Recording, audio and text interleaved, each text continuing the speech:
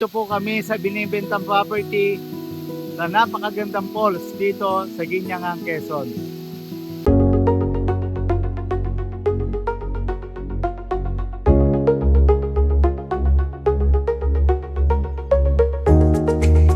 Right now, going to Ginyangan, Quezon po tayo.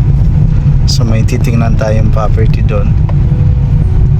Nasa town proper pa tayo ng bayan ng Lopez. Galing tayo sa office. So dito kakaanan po tayo. Ang papunta pong Ginyangan is ang daan ay going to Bicol.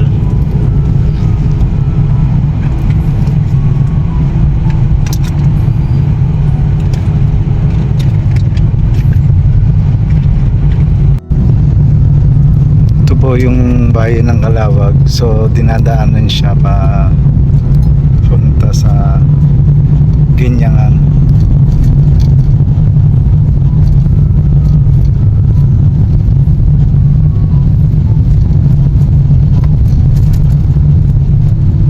Good morning po. Ito po yung kalsada na pinasok natin going dun sa labas ng highway. Papunta po dito, more or less inabot ng 15 minutes ang ating travel sa paglalakad. Nilakad lang po natin, kaya pong pasukin siya ng sasakyan kaso yung mataas. So sasakyan natin mababa kaya hindi natin kaya. So nandito na po yung property, ito na po yun. So ito yung may mga puno ng mga mahogany, kung makikita po ninyo, kabila lang ng sapa. So papasukin po natin para makita natin yung loob.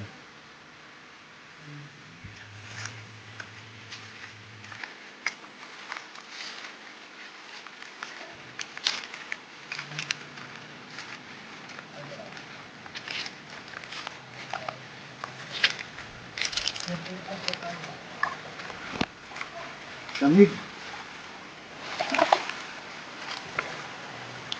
Malamig yung yung tubig. So, ibig sabihin, itong nagigilidan nito, yung sapa, yung property. So, nakagilid pala siya. Pag natitingnan natin yung tubig, napakalamig.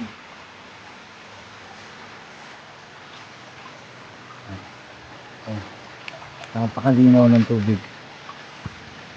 So pwede tayong maglagay dito ng resort dito sa property kasi may kalsada naman siya.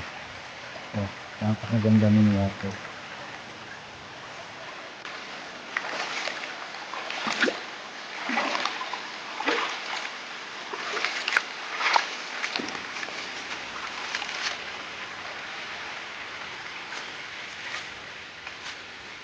Okay, so dito tayo. Malalaki na yung mga mahogany. Nakikita natin dito. Tapos may mga puno ng kawayan. Dito portion is flat siya. So papunta doon ay hilly yung part na yun. Yan. Dito sa gilid mga flat siya. Ang dami ng mga anahaw sa puno ng nyug. Napakaganda dito. Kasi ganda ng simoy na hangin.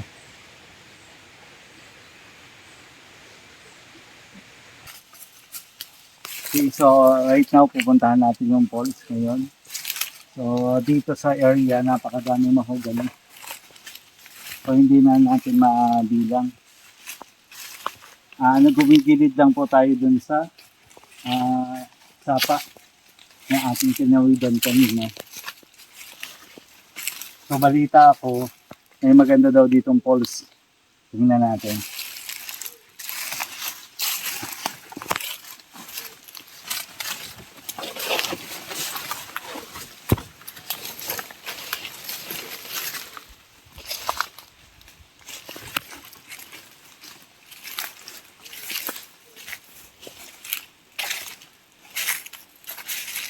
Paligid talaga siya ng ng mga mahogany. So ang kagandahan nitong mahogany, ito yung nakakapagpatibay ng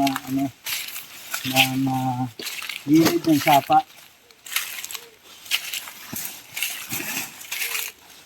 Okay, so right now, nakikita na natin ng bahagya yung falls. Pumuntahan natin para makita natin simula doon sa taas, sa baba, yung mismong hitsura ng falls. Pero makikita natin yung water is perfectly white, clear, and clean. Kaya napakaganda. Napakita natin yung agos mismo ng water. Para siyang almost purified. So, sabi kayo at punta na natin mismo yung falls. Pag pupunta ka lang dito, make sure na may dala kang tsinelas or kasi mababasa yung paa mo dahil gawa ng water. Nakagilid kasi siya, dumaan kami sa gilid ng property sa sapa. Kaya nababasa yung yung paa.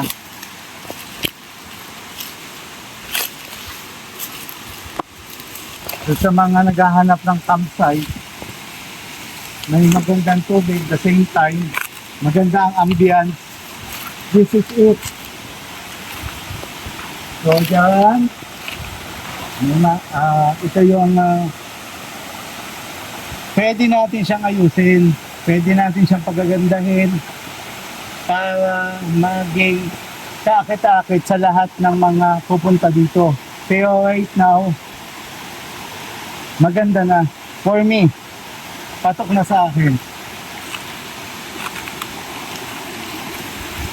Wow! It's amazing.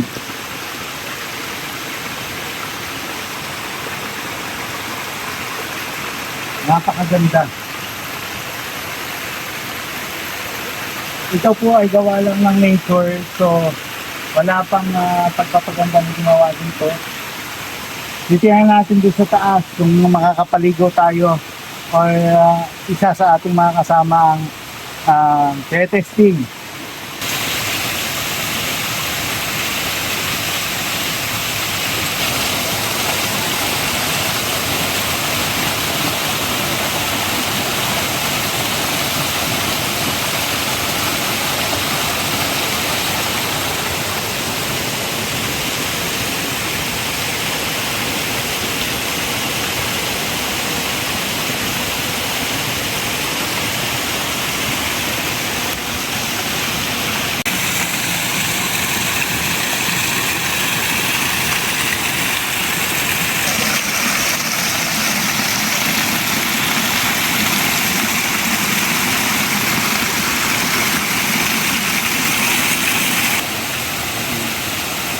Okay, so andito na tayo sa property na binibenta natin na 3 hectares na with falls.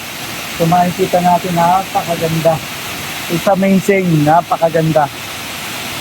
Kaya sa lahat ng mga kliyente namin na gusto ng fresh at clean water na may falls na katulad nito, kindly message kami sa aming inbox, sa WhatsApp at sa Viber para ma-tour namin kayo.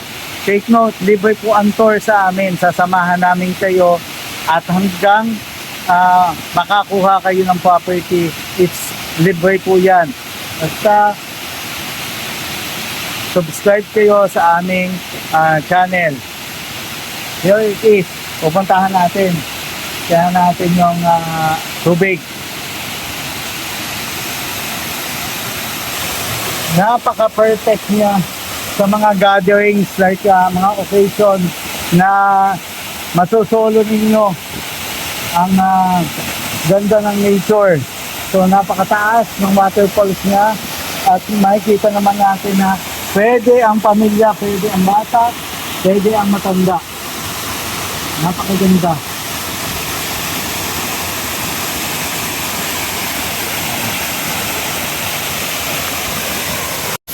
Okay, so right now po, susubukan maligo ng ating kasama, ating staff doon sa falls. So yan, yan siya ang ating ngayong sample. So napaka-fresh, napakalamig. Yan. So inaanyayahan ko yung ating mga investor, mga OFW nang gusto ng property na sa palagay ko mag-i-enjoy ang pamilya mo at ang mga friends, mga kamag-anak mo, may invite mo sila dito. Hurry up dito sa bayan ng Ginyangan. Nandito po kami sa binibentang property sa napakagandang falls dito sa Ginyangang, Quezon. Yan.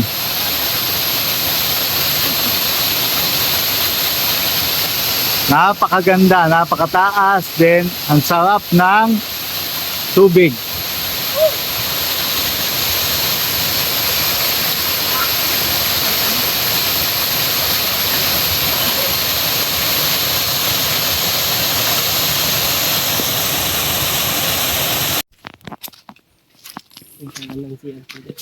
Okay, so ito yung kabilang pa din dun sa property na may falls.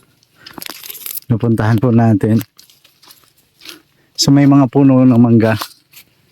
Included po yan. Pagitan po yan ng property. Doon sa kabila, iba na may-ari. Dito lang po tayo. So yan.